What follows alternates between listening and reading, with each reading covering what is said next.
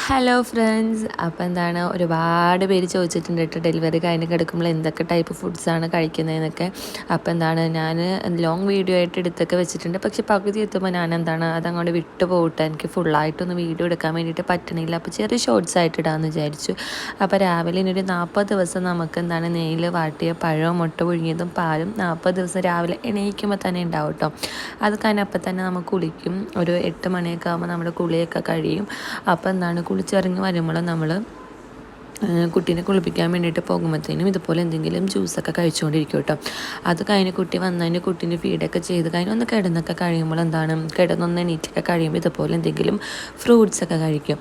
അത് കഴിഞ്ഞ് എന്താണ് ഒരു ഉച്ചനേരമൊക്കെ ആകുമ്പോഴത്തേനും എന്താണ് ചോറ് കഴിക്കും കേട്ടോ. എനിക്കെന്താണ് കറിയൊന്നും എനിക്ക് കൂട്ടാൻ പറ്റുന്നില്ല കേട്ടോ. പിന്നെ ഞാൻ എന്തെങ്കിലും ഒരു ഒലത്തോ മുട്ട പൊരിച്ചോ അങ്ങനെയൊക്കെയാണ് കേട്ടോ ഞാൻ ഉച്ചയ്ക്ക് കഴിക്കുന്നത്. അത് കഴിഞ്ഞ് എന്താണ് കുറച്ച് കഴിയുമ്പോൾ